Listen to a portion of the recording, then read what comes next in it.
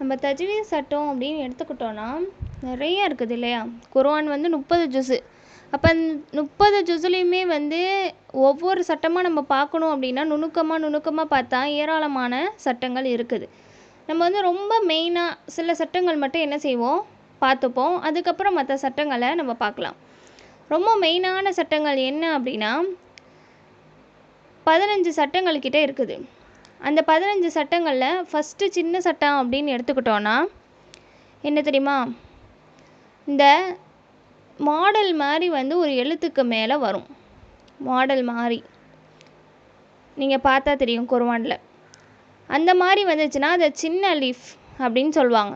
அதுவே அந்த மாடல் மாதிரி வர்றது பெருசாக வந்துச்சு அப்படின்னா, அதாவது ஒரு எழுத்துக்கு மேலே பெருசாக வந்துச்சு அப்படின்னா அது 5 அலிஃப் சொல்லுவாங்க. இப்போ உதாரணமாக நம்ம ஃபஸ்ட்டு குர்ஆனை ஓப்பன் பண்ண உடனே அல்ஹம்து சூராக்கு பக்கத்தில் என்ன ஆரம்பிக்கும்? அலிஃப் லாம் மீம் இல்லையா? அந்த லாமுக்கு மேலே வருதுல, அந்த மாடல் மாதிரி நான் சொன்னல, அந்த லாமுக்கு மேலே வரதை தான் பெரிய மத்துன்னு சொல்லுவாங்க. பெரிய மத்துனா என்னம்மா?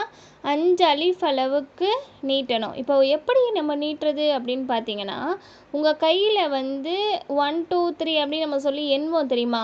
அந்த மாதிரி நீங்கள் 5 அப்படின்னு எண்ணி முடிக்கிற அளவுக்கு நீங்கள் என்ன பண்ணணும்? நீட்டணும். அலிஃப் லாம் மீம் அப்படின்ட்டு அந்த பெரிய மத்தை நீங்கள் 5 அலிஃப் அளவுக்கு நீட்டணும். சரி, 3 அலிஃப்லாம் என்ன அப்போ அப்படின்னா, அதாவது சின்ன மதுனா 3 அலிஃப் நீட்டணும். அதே வந்து நம்ம கையில் 3 விரல்கள் என்ற அளவுக்கு என்ன பண்ணணும்? நீட்டணும். 3 அளவுக்கு எப்படி எண்ணுவீங்க? 1 2 3 நம்ம இந்த பிள்ளைங்களுக்குலாம் சொல்லி கொடுப்போம்ல, 1 2 3 அப்படின்னு சொல்லிட்டு விரல்களை எண்ணுவோம்ல, அந்த மாதிரி என்ன பண்ணணும்? 3 வர வரைக்கும் நீங்கள் நீட்டணும். 3 நீங்கள் எண்ணிக்கிட்டே நீட்டினா தான் தெரியும். அப்போ இப்போ உதாரணமாக எப்படி சொல்கிறதுனா, மா அப்படின்ட்டு 3 அலிஃபு, மா காலு இன்னமா அப்படின்ட்டு என்ன பண்ணணும்? 3 அலிஃபு நீட்டணும். சின்ன மத்து வந்தால் 3 அலிஃபு நீட்டணும். பெரிய மத்து வந்துச்சுன்னா 5 அலிஃபு நீட்டணும். அடுத்து வந்து நம்ம நீட்டுற சட்டத்திலே பார்த்திங்கன்னா மத்தோட எழுத்துக்கள் அப்படின்னு இருக்குது. மத்தோட எழுத்துக்கள் மொத்தம் எத்தனைனா 3. இந்த 3 எழுத்துக்கள் என்ன பண்ணும் அப்படின்னா, இந்த எழுத்துக்கு மேலே சுக்கூன் செய்யப்பட்டிருக்கும். அந்த எழுத்து சுக்கூன் செய்யப்பட்டு அதற்கு முன்னாடி சில ஹரக்கத்துக்கள், இந்தந்த எழுத்துக்கு இந்தந்த ஹரக்கத்து வந்தால் ஒரு அலிஃப் நீட்டணும் அப்படின்றது தான் சட்டமே. அப்போ மத்தோட எழுத்துக்கள் எத்தனை? 3. வாவ் அலிஃப் யா, வாவ் அலிஃப் யா. இந்த வாவுக்கு சுக்கூன் வந்திருக்குமா? வாவுக்கு சுக்கூன் வந்து அதற்கு முன்னாடி உள்ள எழுத்தை போய் நீங்கள் பார்க்கணும். அதுக்கு முன்னாடி உள்ள எழுத்தை போய் நீங்கள் பார்த்தீங்க அப்படின்னா அதில் அந்த எழுத்துக்கு மேலே பேஷ் வந்திருக்கு. அந்த எழுத்துக்கு மேலே பேஷ் வந்திருக்கு அப்படின்னா என்ன செய்யணும்? ஒரு அலிஃப் நீட்டி ஓதணும். எப்படி நீட்டுவீங்க அப்படின்னா, இப்போ நான் உதாரணமாக சொல்கிறேன். ஊது ஊதுல் கிதாப. எப்படி? ஊது உத்து அப்படி சொல்லக்கூடாது. ஏன்னா வாவுக்கு சுக்கூன் பெற்றிருக்கு, அதற்கு முன்னாடி உள்ள அலிஃபுக்கு மேலே என்ன வந்திருக்கு? பேஷ் வந்திருக்கு. அப்போ ஊது ரெண்டாவது அதே தான். வாவுக்கு சுக்கூன் பெற்றிருக்கு, தாக்கு மேலே என்ன வந்திருக்கு? பேஷ் வந்திருக்கு. அதனால தான் இந்த உதாரணம் உங்களுக்கு சொல்கிறேன். ஊது அப்படின்ட்டு என்ன பண்ணணும்? ஒரு அலிஃபு நீட்டணும். இப்போ ரெண்டாவது எழுத்து யா, யாக்கு சுக்கூன் வந்திருக்கு. அதற்கு முன்னாடி உள்ள எழுத்தை போய் நீங்கள் பார்க்கணும். பார்த்தா என்ன வந்திருக்கு அப்படின்னா ஜேர் வந்திருக்குன்னா, ஜேர் வந்தால் மட்டும் நீங்கள் என்ன பண்ணணும்? ஒரு அலிஃப் நீட்டணும். எப்படி? ஐ தி ஹிம் உதாரணமாக ஐ தி ஹிம் இதில் யா சுக்கூன் பெற்றிருக்கு. எங்கன்னா தாலுக்கு அப்புறம், தாலுக்கு அப்புறம் யா சுக்கூன் பெற்றிருக்கு. தாலுக்கு என்ன இருக்குது? ஜேர் இருக்குது இல்லையா? அப்படி வந்தால் என்ன பண்ணணும்? ஒரு அலிஃப் நீட்டணும் நம்ம சொல்லலாமா? அப்போ ஐ தி ஹிம், ஐ தி ஹிம் அப்படின்னு சொல்லக்கூடாது. ஐ தி ஹிம் அப்படின்ட்டு ஒரு அலிஃபு நீட்டணும். இப்போ அலிஃப்க்கு மூணாவது எழுத்தான அலிஃப், அலிஃப் எப்படி நீட்டுறது? இத்தனை அலிஃப் நீட்டுங்கன்னு சொல்கிறீங்க. இப்போ அலிஃபே எப்படி நீட்டுறது அப்படின்னா, சில அலிஃபுங்க நீங்கள் குர்ஆனில் பார்த்தீங்க அப்படின்னா என்ன பண்ணாது? எந்த ஒரு ஹரக்கத்துமே இல்லாமல் நார்மலாக வரும். எந்த ஒரு ஹரக்கத்துமே இல்லாமல் தனியாக வரும். அந்த மாதிரி வரும்போது என்ன பண்ணணும் அப்படின்னா அதுக்கு முன்னாடி உள்ள எழுத்துக்கு ஜபர் இருக்குதான்னு பார்க்கணும். என்ன பார்க்கணும்? ஜபர் இருக்குதான்னு பார்த்தீங்கன்னா ஜபர் வந்துச்சு அப்படின்னா ஒரு அலிஃப் நீட்டணும். உதாரணமாக ஜாத, ஜாத மஹாதா, மஹாதா அப்படின்றதுல அந்த ஹாதா அந்த தாலுக்கு பக்கத்தில் ஒரு அலிஃப் வரும். அந்த அலிஃப்க்கு எந்த ஒரு ஹரக்கத்துமே இருக்காது. ஆனால் அந்த அலிஃப் வந்ததற்கு முன்னால் அந்த தாலுக்கு மேலே என்ன இருக்குது? ஜபர் இருக்குது. அப்போ என்ன செய்யணும்? நம்ம ஒரு அலிஃப் ஹாதன்னு ஓதக்கூடாது, ஹாதா அப்படின்ட்டு ஓதணும். இது மத்தோடைய சட்டங்கள். மத்தோடைய எழுத்துக்கள் 3, வாவ், அலிஃப், யா. இந்த வாவுக்கு சுக்குன் பெற்று அதற்கு முன்னாடி பேஷ் வந்தால் ஒரு அலிஃப் நீட்டணும். யாக்கு சுக்குன் பெற்று அதற்கு முன்னாடி ஜேர் வந்தால் ஒரு அலிஃப் நீட்டணும். அலிஃப் வந்து அதற்கு முன்னாடி ஜபர் வந்துச்சுன்னா ஒரு அலிஃபு நீட்டணும். அப்போ நீட்டுறது சட்டமே எத்தனை இருக்குது? மொத்தம் 5 இருக்குது. ஏன்னா நம்ம ஃபஸ்ட்டு என்ன சொன்னோம்? சின்ன மத்து வந்தால் 3 அலிஃப் நீட்டணும், பெரிய மத்து வந்தால் 5 அலிஃப் நீட்டணும், மத்தோட எழுத்துக்கள் 3 அப்படின்னு சொல்லியிருக்கோம். மொத்தம் 5. இப்போ அடுத்து வந்து நம்ம பார்த்தோம் அப்படின்னா மிக முக்கியமான சட்டங்கள் இருக்குது. மிக முக்கியமான சட்டங்கள் என்னென்ன அப்படின்னா யல்ஹர், யஹ்ஃபா, யக்லாப், அல்கலா, இந்த மாதிரியான சட்டங்கள்லாம் இருக்குது. ஃபஸ்ட்டு வந்து நம்ம யல்ஹர் அப்படின்னு எடுத்துக்கிட்டோன்னா யல்ஹருக்குன்ட்டு யல்ஹர் அப்படின்றது ஃபஸ்ட்டு சட்டத்தோடைய பெயர்மா. இப்போ நான் சொல்கிறது எல்லாமே என்ன? சட்டத்தோடைய பெயருங்க. இப்போ ஒரு பெயர் இருந்தால் தானே ஒருத்தர் அறியப்பட முடியும். அந்த மாதிரி சட்டங்களுக்கு பெயர் இருக்குது. அந்த பெயருக்குள்ளே என்ன பண்ணுவாங்க அப்படின்னா சில எழுத்துக்கள் சொல்லுவாங்க. இந்தந்த எழுத்துக்கள் வந்தால் இந்தந்த கண்டிஷன் இருக்குது, இதை நீங்கள் என்ன பண்ணணும்? ஃபாலோ பண்ணணும் அப்படின்ற மாதிரி சொல்லுவாங்க. அதனால் நம்ம என்ன பண்ணணும்? அந்த சட்டங்களுடைய பெயர்களையும் அந்த சட்டங்களில் வரக்கூடிய எழுத்துக்களையும் நம்ம ஞாபகம் வச்சுக்கணும். சரி, அப்போ யல்ஹருடைய எழுத்துக்கள் எத்தனைனா 6.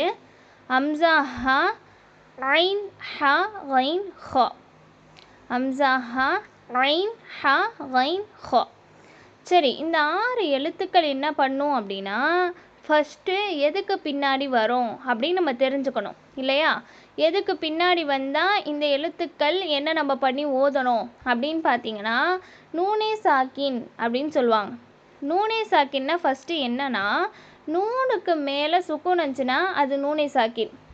குர்ஆனில் நிறைய இடங்களில் நூனே சாக்கின் தான் வரும். ஏன்னா அது மெயினான சட்டம் இல்லையா? அப்போ இந்த நூனே சாக்கின் அப்படின்னா என்ன? நூனுக்கு மேலே சுக்குன் செய்யப்பட்டது தான் நூனே சாக்கின்னு சொல்லுவாங்க. அதுக்கப்புறமா தன்வீன். தன்வீன்னா என்ன தெரியுமா? நம்ம சொல்கிறோம்ல ஜபர், ஜேர், பேஷ் அப்படின்றோம். ஜபர், பேஷ்னா என்ன? எழுத்துக்கு மேலே வரக்கூடியது. ஜேர்னா எழுத்துக்கு கீழே வரக்கூடியது. இப்போ தன்வீன் அப்படின்னு எடுத்துக்கிட்டோன்னா 2 பேஷ் வந்தால் அது தோ பேஷ், 2 ஜபர் வந்துச்சுன்னா அது தோ ஜபர், 2 ஜேர் வந்துச்சுன்னா தோ ஜேர் அப்படின்னு சொல்லுவாங்க. அதை மொத்தமாக சேர்த்து எப்படி சொல்லுவாங்க? தன்வீன், தோ ஜபர், தோ ஜேர், தோ பேஷ் அப்படின்றத மொத்தமாக அந்த 3த்தையும் சேர்த்து தான் தன்வீன் அப்படின்னு சொல்லுவாங்க. இப்போ இந்த தோ ஜபர், தோ ஜேர், தோ பேஷ்லாம் எங்கே வரும் அப்படின்னு பார்த்தீங்கன்னா தோ ஜபர், தோ பேஷாக இருந்தால் என்ன பண்ணோம்? எழுத்துக்கு மேலே வரும். தோ ஜேராக இருந்தால் எழுத்துக்கு கீழே வரும். நம்ம ஜபர் ஜேர் பேஷ் சொல்கிறோம்ல அதே மாதிரி தான் 2 வரும் இது. அதனால தான் தோ ஜபர், தோ ஜேர், தோ பேஷ் இது வருதுமா. இதுவும் நூனே சாக்கினும் வரும். இப்படி வந்துச்சுன்னு வைங்களேன், இதுக்கு பின்னாடி போய் நீங்கள் கவனிக்கணும். இதற்கு பின்னாடி போய் பார்த்தீங்க அப்படின்னா என்ன எழுத்து வந்திருக்கு, என்ன சட்டத்தோட எழுத்து வந்திருக்கு அப்படின்னு பார்க்குறோம். இப்போ நம்ம என்ன ஃபஸ்ட்டு சட்டம் சொன்னோம்? யல்ஹர் சொன்னோம் இல்லையா? அப்போ யல்ஹரோட எழுத்துக்கள் 6. ஹம்ஸா, ஹா, ஐன், ஹா, கைன், ஹா. இந்த 6 எழுத்தில் ஏதோ ஒரு எழுத்து வந்துருச்சு. ஏதோ ஒரு எழுத்து வந்துருச்சு. எதுக்கு பின்னால்? நூனே சாக்கினுக்கு பின்னால் வந்துருச்சு அப்படின்னா அந்த நூனே சாக்கினை என்ன பண்ணும் தெரியுமா? வெளிப்படுத்தி ஓதணும். நூனே சாக்கினை வெளிப்படுத்தி ஓதணும். எழுத்தை வெளிப்படுத்தக்கூடாது, நூனே சாக்கினை தான் வெளிப்படுத்தணும். ஏன்னா நூனே சாக்கின் வந்தனால தான் நம்ம இந்த சட்டத்தையே ஃபாலோ பண்ணுறோம். அதனால் நூனே சாக்கினை வெளிப்படுத்தி ஓதணும். எப்படி வெளிப்படுத்துறது அப்படின்னா மின் கைரி, மின் கைரி. இப்போ இங்கே கவனிக்க வேண்டிய விஷயம் நீங்கள் என்ன அப்படின்னா நூனே சாக்கின் வந்திருக்கு, அதற்கு பின்னாடி கைன் வந்திருக்கு. கைன் என்ன எழுத்து? யல்ஹருடைய எழுத்து இல்லையா? நம்ம சொன்னோம்ல 6 எழுத்தில் ஒரு எழுத்து. அப்போ வெளிப்படுத்தணும் மின் கைரி அப்படின்ட்டு. இப்போ தன்வீனுக்கு ஒரு உதாரணம் நம்ம பார்த்தோம் அப்படின்னா அஜ்ரன் ரலீமா, அஜ்ரன் ரலீமா. இங்கே என்ன இருக்குது? ராக்கு மேலே தோ ஜபர் வந்திருக்கா, தோஜபர் வந்திருக்கு. அதற்கு பின்னாடி பார்த்தீங்கன்னா ஐன் வருது. ஐன் வந்திருக்கனால நம்ம என்ன பண்ணணும், வெளிப்படுத்தி ஓதணும். எதை? தன்மீனை எழுத்தை வெளிப்படுத்தக்கூடாது, தன்மீனை வெளிப்படுத்தி ஓதணும். அஜ்ரன் ரதீமா அப்படின்ட்டு அந்த தன்வீனை தான் ரன் அப்படின்ட்டு வெளிப்படுத்துகிறோம். புரியுதா? அப்போ அடுத்து வந்து நூனே சாக்கினும் தன்வீனையும் பின்னால் எலஹாருடைய எழுத்துக்களிலிருந்து ஏதேனும் ஒரு எழுத்து வந்தால் வெளிப்படுத்தி ஓதணும். இதுதான் எலஹாருடைய சட்டம். அடுத்து பார்த்தோன்னா எஹ்ஃபாவுடைய எழுத்துக்கள் மொத்தம் 15 இருக்குது.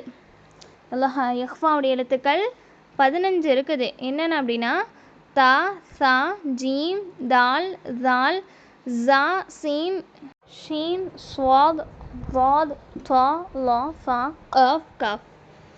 இந்த 15 எழுத்துக்குமே அதே மாதிரி தான். என்ன அப்படின்னா நூனை சாக்கின் வரும், தன்வீனும் வரும். இந்த நூனை சாக்கினுக்கும் தன்வீனுக்கும் பின்னால் இந்த எஹ்ஃபாவுடைய எழுத்துக்கள்லேருந்து, இந்த 15 எழுத்துக்கள்லேருந்து ஏதாச்சும் ஒரு எழுத்து வருதுன்னு வச்சுக்கோங்களேன், அந்த நூனை சாக்கினையும் தன்வீனையும் வெளிப்படுத்தி ஓதணும். எப்படி வெளிப்படுத்துறது அப்படின்னா, உதாரணமாக மியா கௌலி அப்படின்ட்டு, மியா கௌலி. மியா கௌலியில் என்ன இருக்குது? கஃப் வந்திருக்கு. அதற்கு முன்னாடி நூனை சாக்கின் வந்திருக்கு. அதனால் நம்ம என்ன பண்ணோம், நூனை சாக்கின் பின்னாடி கஃப் வந்திருக்கனால ஒன்றா செய்து ஓதணும். ஒன்றா செய்கிறது அப்படின்னா மூக்கால் மறைச்சி ஓதுறது அப்படின்னு சொல்லுவாங்க. இப்போ நம்ம மின் கௌலி அப்படின்னு சொன்னால் அது வெளிப்படுத்துறது இல்லையா? நம்ம வந்து என்ன சொன்னோம், இலஹாரில் வெளிப்படுத்துகிறோம். மின் ஹைரி, மின் ஹைரி அப்படின்னு வெளிப்படுத்துகிறோம். அப்போ இலஹாருக்கு மட்டும்தான் நம்ம வெளிப்படுத்தணும். இஹ்ஃபாக்கு எப்படி ஓதணும்? அந்த எழுத்துக்கள் வந்தால், நூனை சாக்கினுக்கோ தன்வீனுக்கோ பின்னால் அந்த எழுத்துக்கள் வந்தால் ஒன்றா செய்து ஓதணும். மூக்கால மறைச்சி. எப்படி மூக்கால மறைச்சி அப்படின்னா மியா அப்படின்ட்டு அந்த நம்ம வந்து அந்த எழுத்துக்கு ஒரு சவுண்டு நம்ம கொடுக்கணும். மியா கௌலி அப்படின்ட்டு. அம்லம் தோதிர்ஹும், தோதிர்ஹும் அப்படி அந்த மியா அப்படின்ட்டு என்ன செய்யணும், ஒன்றா செய்யணும். ஓகேவா?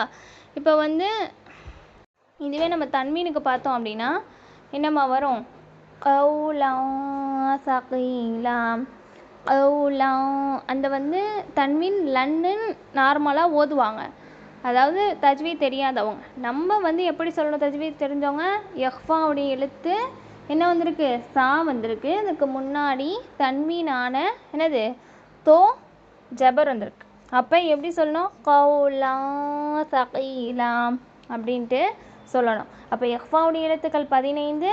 தா, சா, ஜீம், தால், ஜால், ஜா, சீன், ஷீன், ஸ்வாத், வாத், தா, லா, ஃபா, கஃப், கஃப். இந்த 15 எழுத்துமே நூனை சாக்கினுக்கும் தன்வீனுக்கும் பின்னால் வந்துச்சுன்னா அந்த நூனை சாக்கினையும் தன்வீனையும் ஒன்றா செய்து ஓதணும். அடுத்த சட்டம் என்ன அப்படின்னா யக்லாப். யக்லாபுடைய எழுத்து ஒன்றே ஒன்று தான், பா. இந்த பா வந்து என்ன பண்ணோம் அப்படின்னா நூனை சாக்கினுக்கும் தன்வீனுக்கும் பின்னால் தான் இந்த பா வரும். இது வந்து நம்ம ஈஸியாக கண்டுபிடிச்சிடலாம், இந்த சட்டம் தான் வந்திருக்கு அப்படின்ட்டு. ஏன்னா குர்ஆனில் நிறைய இடத்துல நீங்கள் பார்த்தீங்கன்னா நூனை சாக்கினுக்கும் தன்வீனுக்கும் பின்னால் இந்த பாக்கும் நடுவில் என்ன போட்டிருப்பாங்க அப்படின்னா குட்டி மீம் போட்டிருப்பாங்க. ஏன் வந்து அந்த மீம் போடுறாங்க அப்படின்னா அது இக்லாபுடைய சட்டம், அது இக்லாபுடைய கண்டிஷன். நூனை சாக்கினுக்கும் தன்வீனுக்கும் பின்னால் பா வந்துச்சுன்னா அந்த நூனை சாக்கினையும் தன்வீனையும் மீமாக மாற்றணும். மீமாக மாற்றணும் அப்படின்னா அந்த எழுத்தையே மாற்றிட்டோம் அப்படின்னு கிடையாது, அந்த சவுண்டை. இப்போ வந்து உதாரணமாக நார்மலாக மின் அப்படின்னு இருக்குன்னு வச்சுக்கோங்களேன். இப்போ பா வந்துடுச்சு, அதுக்கு பின்னால் பா வந்துட்டால் நம்ம என்ன செய்யணும்னா மின் அப்படின்னு சொல்லக்கூடாது, மிம் அப்படின்னு சொல்லணும். மிம்பைனி, மிம்பதி அப்படின்னு என்ன செய்யணும், அந்த நூனை சாக்கினையும் தன்வீன்களை எப்படி வருது அப்படின்னா ஹபீரம் பசீரா, ஹபீரன் அப்படின்னு வருது. அதுக்கு பின்னால் பா வந்துடுச்சு அப்படின்னா அந்த தன்வீனை நம்ம எப்படி மாற்றிடணும், மீமுடைய சவுண்டாக மாற்றிடணும். ஹபீரம் பசீரா அப்படின்ட்டு மீமுடைய எழுத்தாக அந்த சவுண்டாக நம்ம என்ன பண்ணிடணும், மாற்றிடணும். இது எக்கலாவுடைய சட்டம். அடுத்து வந்து நம்ம பார்க்குறது கல்கலா.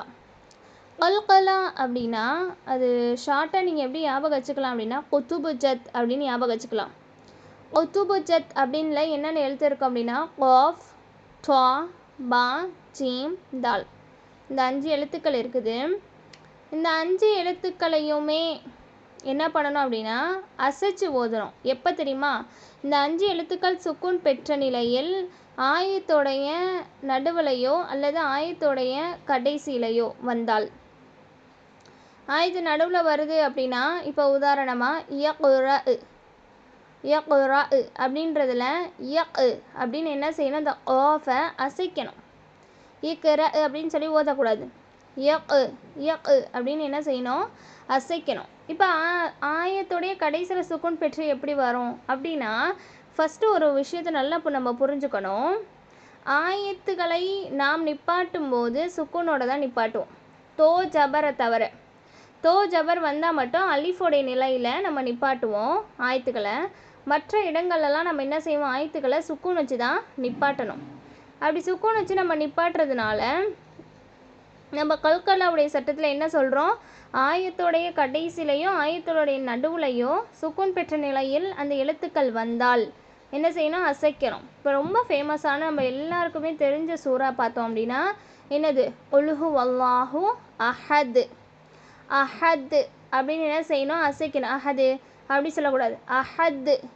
குல்ஹு வல்லாஹு அஹத் அல்லாஹு ஸமத் அப்படின்னு என்ன செய்யணும்?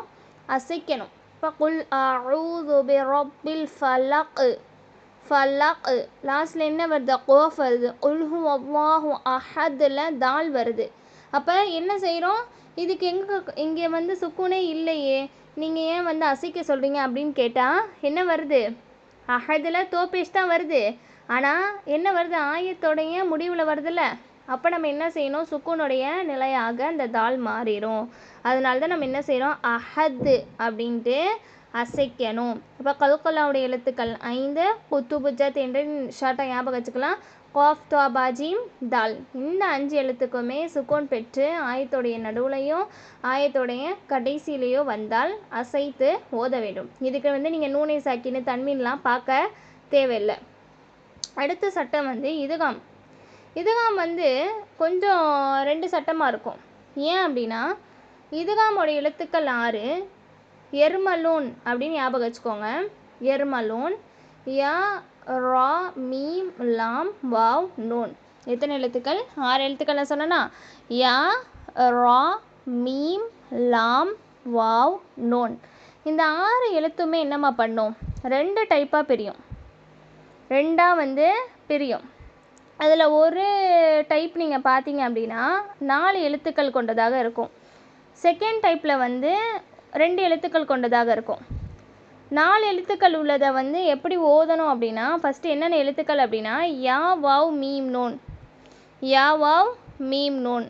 இந்த 4 எழுத்துக்கள் இருக்குல்ல, இந்த 4 எழுத்துக்களுமே நூனை சாக்கினுக்கும் தன்மீனுக்கும் பின்னால் வருது. பின்னால் வந்துச்சு அப்படின்னா என்ன செய்யணும் அப்படின்னா இந்த எழுத்துக்களை இணைத்து குன்னா செய்யணும். இணைத்து குன்னா செய்யணும். மற்ற எந்த சட்டத்துக்குமே வந்து நம்ம என்ன சொல்லலை? இணைச்சி ஓதணும் நம்ம சொல்லலை. இதுகாமுக்கு மட்டும் நம்ம என்ன செய்கிறோம்? இணைக்கணும் அப்படின்னு சொல்கிறோம். ஏன் அப்படின்னா அந்த எழுத்துக்கள் நீங்கள் பார்த்தீங்கன்னா ஷத்து செய்யப்பட்டு வரும். இதுகாமுடைய எழுத்துக்கள் வந்து நிறைய என்ன பண்ணோம்? ஷத்து செய்யப்பட்டு வந்துடும். உதாரணமாக மீ யௌமி அப்படின்னு நம்ம சொல்கிறோம். இந்த இடத்துல நம்ம என்ன பண்ணுறோம்? நூனை சாக்கின் வருது. அந்த நூனை சாக்கினுக்கு பின்னால் யா வருது. இதுகாம் பெல்ல குன்னாவுடைய எழுத்தான யா வருது.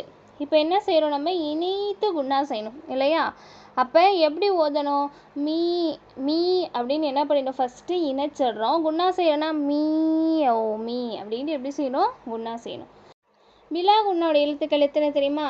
லாம் ரா இல்லையா? செகண்ட் டைம் நம்ம சொன்னோம்ல லாம் ரா. இது என்ன பண்ணணும் அப்படின்னா நூனே சாக்கினுக்கும் தன்வீனுக்கும் பின்னால் இந்த 2 எழுத்துக்கள்லேருந்து ஏதாவது ஒரு எழுத்து வந்துச்சுன்னு வச்சுக்கோங்களேன்.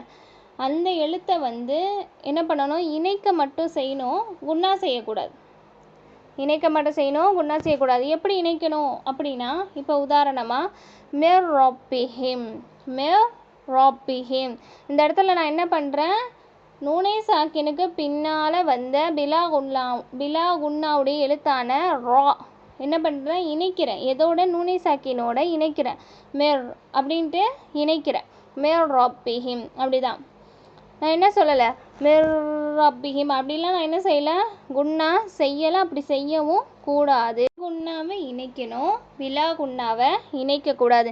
பில் குன்னாவை இணைத்து குன்னா செய்யணும், பிலா குன்னாவை இணைக்க மட்டும் செஞ்சால் போதும், குன்னா செய்ய தேவையில்லை. அப்போ இதுகாமுடைய எழுத்துக்கள் 6, அது 2ஆக பிரித்தா பில் குன்னா பிலா குன்னா. பில் குன்னாவுடைய எழுத்துக்கள் 4, பிலா குன்னாவுடைய எழுத்துக்கள் 2. பில் குன்னாவை என்ன செய்வீங்க, இணைச்சு குன்னா செய்வீங்க. பிலா குன்னாவை இணைக்கணும், குன்னா செய்யக்கூடாது. அடுத்த சட்டம் என்ன அப்படின்னா, அல்லாஹுடைய சட்டம். அல்லாஹுடைய சட்டம்னா ஃபஸ்ட்டு என்ன நம்ம புரிஞ்சுக்கணும். அல்லாஹ் அப்படின்ற வார்த்தை என்ன பண்ணனா தனிப்பட்ட முறையில் வரும் குர்ஆனில். அல்லாஹ் அப்படின்ற வார்த்தையே என்ன பண்ணும், தனியாக நிறைய இடங்களில் வரும். அப்போ அந்த அல்லாஹ் அப்படின்ற வார்த்தைக்கு முன்னால் நீங்கள் போய் பார்த்தீங்கன்னா ஜபரோ பேஷோ வருது. ஜபர் பேஷ் எங்கே, அல்லாஹ் அப்படின்ற வார்த்தைக்கு முன்னாடி உள்ள எழுத்துக்கு மேலே ஜபரோ பேஷோ வந்தால் வல்லினமாக ஓதணும். ஜேர் வந்தால் மெல்லினமாக ஓதணும். எப்படி ஓதிவீங்க வல்லினமா மெல்லினமா அப்படின்னா, நம்ம இந்த சூறாவை உதாரணமாக எடுத்துக்கலாமா. உல் ஹுவல்லாஹு, எப்படி உல் ஹுவல்லாஹு, அல்லாஹ் அப்படின்ற வார்த்தை வருது. அதுக்கு முன்னாடி உள்ள வாவ் அப்படின்ற எழுத்துக்கு மேலே ஜபர் வருது. அதனால நம்ம என்ன செய்கிறோம், ஹுவல்லாஹு அப்படின்னு சொல்கிறோம். வல்லினமாக சொல்கிறது அப்படின்னா வாய் நிரம்ப சொல்லணும். ஹுவல்லாஹு அப்படின்ட்டு வாய் நிரம்ப சொல்கிறது தான் வல்லினம் அப்படின்வாங்க. அல்லாஹ் அப்படின்றதுக்கும் அல்லாஹ் அப்படின்றதுக்கும் டிஃப்ரெண்ட் இருக்குல்ல, அதை தான் நான் சொல்கிறேன். ஹுவல்லாஹு அப்படின்னு சொல்லணும். இதுவே அடுத்து அதே சூறாவில் அடுத்த ஆயத்து என்ன வருது, அல்லாஹு ஸமத் அப்படி தானே வருது. அல்லாஹு அப்படி ஓதக்கூடாது, அல்லாஹு. ஏன்னா அல்லாஹ்ன்ற வார்த்தை வருது, அதற்கு முன்னாடி உள்ள அல்லிஃபுக்கு மேலே என்ன வருது, ஜபர் வருது இல்லையா. அப்போ ஜபர் வர நாம் என்ன செய்கிறோம், வல்லினமாக சொல்லணும் அல்லாஹு அப்படின்ட்டு. இதுவே ஹுமுல்லாஹு இதில் என்ன வருது, அல்லாஹ்ன்ற வார்த்தைக்கு முன்னாடி உள்ள எழுத்துக்கு மேலே பேஷ் வருது. அதனால நம்ம என்ன செய்கிறோம், ஹுமுல்லாஹு அப்படின்ட்டு வல்லினமாக சொல்கிறோம். இதுவே ஜேர் வருது, ரொம்ப சிம்பிள், நார்மலாக ஓதணும். நம்ம ஓதுறோம்ல, பிஸ்மில்லாஹி அப்படி சொல்லக்கூடாது. பிஸ்மில்லாஹி அப்படி சொன்னால் போதும். ஏன்னா அல்லாஹ் அப்படின்ற வார்த்தைக்கு முன்னால் அந்த ஹாக்கு கீழே என்னமா அந்த ஹான்ற எழுத்து கீழே ஜேர் வருது. அதனால் பிஸ்மில்லாஹி அப்படின்ட்டு நம்ம சொல்கிறோம். இப்போ அல்லான்ற வார்த்தைக்கு முன்னாடி ஜபரோ பேஷோ வந்தால் வல்லினமாக ஓதணும், ஜேர் வந்தால் மெல்லினமாக ஓதணும். அடுத்து ரா அப்படின்ற எழுத்தே வல்லினம் தான். ரா அப்படின்னு ரேலாம் ஓதக்கூடாது. ரா அப்படின்னு தான் வல்லினமாக சொல்லணும். இந்த ரான்ற எழுத்துக்கே 3 சட்டம் இருக்குது. ரான்ற எழுத்தை வச்சு 3 சட்டங்கள் இருக்குது. ஃபஸ்ட்டு சட்டம் என்ன அப்படின்னா, ரான்ற எழுத்துக்கு மேலே ஜபரோ பேஷோ வந்தால் வல்லினமாக ஓதணும், ஜேர் வந்தால் மெல்லினமாக ஓதணும். ரான்ற எழுத்துக்கு மேலே ஃபஸ்ட்டு நான் சொல்கிறது ரான்ற எழுத்துக்கு மேலே ஜபரோ பேஷோ வந்துச்சுன்னா வல்லினமாக ஓதணும், ஜேர் வந்துச்சுன்னா மெல்லினமாக ஓதணும். இப்போ எப்படி ஓதுறது, வல்லினம்னா என்ன ரால அப்படின்னு பார்த்தோன்னா, இப்போ நம்ம ஓதுறோம்ல அர் ரஹ்மான் அந்த அர் அப்படின்ட்டு இந்த வாய் ரவுண்டாக போகணும். அர் அப்படின்ட்டு அந்த வாய் ரவுண்டாக போகணும். அல்லாஹ்ன்ற வார்த்தைக்கு நம்ம எப்படி சொல்கிறோம், வாய் ஃபுல்லாக அப்படி சொல்லணும் அப்படின்றோம்ல, அந்த மாதிரி ரா அப்படின்னும் போதே அந்த நாக்கோடைய நுனி மேலே உள்ள அந்த வாய் பகுதியில் இருக்குல்ல, அங்கே படும் மேலே. ரா அப்படின்னும் போது இந்த நாக்கோடைய நுனி மேலே படும். அந்த பல் இருக்குல்ல, மேல் பல்லோடைய பின்னாடி சைடு இருக்குல்ல, அந்த சைடில் என்ன பண்ணும், படும். அப்படி பட்டாதான் என்ன வரும், ரா அப்படின்ட்டு வல்லினமாக வரும். அப்போ அந்த ரா அப்படின்ற எழுத்துக்கு மேலே ஜபரோ பேஷோ வந்துச்சுன்னா வல்லினமாக ஓதணும், ஜேர் வந்தால் மெல்லினமாக ஓதணும். உதாரணம் என்ன சொன்னேன், அர் ரஹ்மான் அப்படி சொல்லலாம். இதுவே வந்து பேஷுக்கு நம்ம உதாரணம் சொன்னோம் அப்படின்னா கஃபரு, கஃபரு எப்படி கஃபரு அப்படின்ட்டு இந்த ராவை வல்லினமாக நம்ம சொல்கிறோம். சரி, இதுவே ஜேர் வருது எப்படி சொல்லணும் அப்படின்னா, ஜேர் வந்தால் வந்து வல்லினமாக சொல்லக்கூடாது, மெல்லினமாக சொல்லணும். மெல்லினமாக அப்படின்னா எப்படி பிகுஃப்ரிக்க, இந்த ரா வந்து எப்படி சொல்லணும், மெல்லினமாக சொல்லணும். பிகுஃப்ரிக்க, பிகுஃப்ரிக்க அப்படிலாம் சொல்லக்கூடாது. யுதரீக்க அப்படின்ட்டு ரொம்ப மெல்லினமாக சொல்லணும். இதுவே ராக்கு மேலே ஜபரோ பேஷோ வந்துச்சுன்னா நம்ம வல்லினமாக சொல்லணும், ஜேர் வந்தால் மெல்லினமாக சொல்லணும். இது என்னது ஃபஸ்ட்டு சட்டம். ராக்கு 3 சட்டம் சொன்னோம், இப்போ தான் ஃபஸ்ட்டு சட்டம் நம்ம சொல்லியிருக்கோம். ரெண்டாவது சட்டம் என்ன அப்படின்னா, ராக்கு மேலே சுக்கூன் வந்துருச்சு, என்ன ராக்கு மேலே சுக்கூன் வந்துருச்சு, அதற்கு முன்னாடி உள்ள எழுத்தை போய் நீங்கள் பார்த்தீங்க அப்படின்னா அதற்கு மேலே ஜபரோ பேஷோ வந்துச்சுன்னா வல்லினமாக ஓதணும், ஜேர் வந்துச்சுன்னா மெல்லினமாக ஓதணும். ராக்கு சுக்கூன் பெற்று அதற்கு முன்னாடி உள்ள எழுத்துக்கு மேலே ஜபரோ பேஷோ வந்தால் வல்லினமாக ஓதணும், ஜேர் வந்தால் மெல்லினமாக ஓதணும். எப்படி வல்லினமாக ஓதுறது அப்படின்னா, அர்சல்னா, முர்சலீன் அப்படின்ட்டு எப்படி சொன்னோம், ராக்கு ஜபரோ பேஷோ வந்தால் வல்லினமாக சொல்லணும். அர்சல்னாக அந்த ஆர் அப்படின்னு வல்லினமாக சொல்கிறோமா. முர்சலீன், முர்சலீன் அப்படின்னு சொல்லக்கூடாது. முர்ரு அப்படின்னே வந்து ராக்கு வரக்கூடாது, ரா வந்து வல்லினம், மோர் அப்படின்னு சொல்லிடணும். முர்சலீன் அப்படின்னு சொல்லணும். இது ரெண்டாவது சட்டம். ஃபஸ்ட்டு சட்டம் ராக்கு மேலே ஜபரோ பேஷோ வந்தால் வல்லினமாக ஓதணும், ஜேர் வந்தால் மெல்லினமாக ஓதணும். ரெண்டாவது சட்டம் ராக்கு சுக்கூன் பெற்று அதற்கு முன்னாடி உள்ள எழுத்தில் ஜபரோ பேஷோ வந்தால் வல்லினமாக ஓதணும், ஜேர் வந்தால் மெல்லினமாக ஓதணும். இப்போ கடைசியாக ஒரு சட்டம், இந்த ராக்கு வந்து சுக்கூன் பெற்றிருக்கு, அதற்கு முன்னாடி உள்ள எழுத்துமே சுக்கூன் பெற்றிருக்கு, அதற்கு முன்னாடி உள்ள எழுத்தை போய் நம்ம கவனிக்கணும். இந்த இடத்துல மூணாவது சட்டமே வந்து அந்த கண்டிஷன் தான். என்ன அப்படின்னா, ரா சுக்கூன் பெற்றிருக்கு, அதற்கு முன்னாடி உள்ள எழுத்துக்கும் சுக்கூன் பெற்றிருக்கு, அதற்கு முன்னாடி உள்ள எழுத்தை போய் நீங்கள் பார்க்கணும். அப்படி பார்த்தீங்கன்னா அதற்கு ஜபரோ பேஷோ வந்துச்சுன்னா வல்லினமாக ஓதணும், ஜேர் வந்தால் மெல்லினமாக ஓதணும்.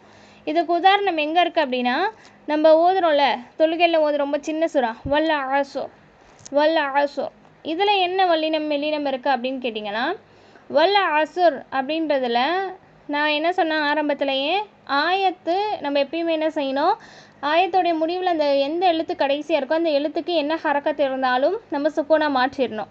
அப்போ இந்த இடத்துல அசுர் அப்படின்றதில் அந்த ரா சுக்கூனுடைய நிலையில் இருக்குது, அதற்கு முன்னாடி உள்ள சுவாதும் என்ன இருக்குது, சுக்கூன் பெற்ற நிலையில் இருக்குது, அதற்கு முன்னாடி உள்ள எழுத்துக்கு மேலே ஜபர் இருக்குது, ஐனுக்கு மேலே ஜபர் இருக்குது. அதனால் நம்ம என்ன செய்யணும், வல்லினமாக ஓதுறோம், வல் அசுர் அப்படின்ட்டு வல்லினமாக ஓதுறோம். இதுவே பேஷுக்கு சொல்லலாம் நம்ம உதாரணம். அடுத்த ஆயத்தே அதே மாதிரி வருது, இன்னல் இன்சான லஃபி ஹுஸர், ஹுஸர் அப்படின்றதுல அந்த ரா சுக்கூனுடைய நிலையாக இருக்குது, ஏன்னா ஆயத்து முடிவு இல்லையா. அப்போ ஆயத்தோடைய முடிவு வந்து சுக்கூனுடைய நிலை, அதற்கு முன்னாடி உள்ள சீனுக்கு மேலே சுக்கூன் பெற்றிருக்கு, அதற்கு முன்னாடி உள்ள ஹாக்கு என்ன வந்திருக்கு, பேஷ் வந்திருக்கு. அதனால் நம்ம என்ன செய்கிறோம், வல்லினமாக சொல்கிறோம் ஹுஸர் அப்படின்ட்டு. அப்போ ராக்கு சுக்கூன் பெற்று அதற்கு முன்னாடி உள்ள எழுத்துக்கும் சுக்கூன் பெற்று அதற்கு முன்னாடி உள்ள எழுத்துக்கு ஜபரோ பேஷோ வந்தால் வல்லினமாக ஓத வேண்டும், ஜேர் வந்தால் மெல்லினமாக ஓதணும்.